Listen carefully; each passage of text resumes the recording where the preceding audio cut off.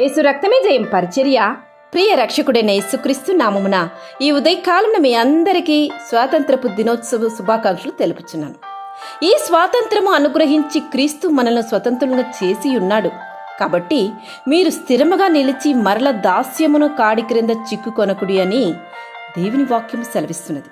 నా ప్రియ సహోదరి సహోదరులారా, దేవుడు నిన్ను ప్రేమించి నీ కొరకు ఆ కల్వరి సిలువలో రక్తాన్ని కార్చి ప్రాణం పెట్టి నిన్ను స్వతంత్రంగా చేసింది నీవు శరీర క్రియలు పాపపు క్రియలు చేస్తావని కాదు, ఆయన వలె ప్రేమ కలిగి జీవిస్తావని, పరిశుద్ధంగా జీవిస్తావని.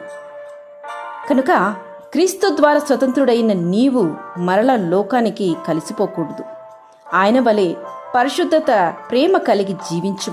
అప్పుడు నీవు ఆధ్యాత్మిక అంధత్వము నుండి పాపము నుండి స్వతంత్రము పొందుదువు. మన హృదయము మన యందు దోషారోపణ చేయని ఎడల మనము దేవుని ఎదుట ధైర్యము గలవారమగుదుము అని వాక్యము సెలవిస్తున్నది. పాపపు కాడి క్రింద మళ్ళీ వెళ్ళకు. నీవు నేను లోకంగా కలిసిపోవడానికి ఎట్టి పరిస్థితులను వీల్లేదు. మనము లోకం నుంచి వేరుపరచబడిన వారము, ఎందుకంటే నిత్యానికి పిలువబడిన వారము. కనుక లోకస్తులు ప్రవర్తించున్నట్లు, లోకస్తులు జీవించున్నట్లు మనం జీవించలేము, ప్రవర్తించలేము, వారిలా మనం ఉండలేము. కనుక దేవుని వారసులుగా ఈ భూమిలో నువ్వు జీవించి చూపించు. ఆయనకిష్టమైన బిడగా, ఆయనకిష్టమైన రీతిలో మనము జీవించే వారంగా ఎల్లప్పుడూ ఉండాలి.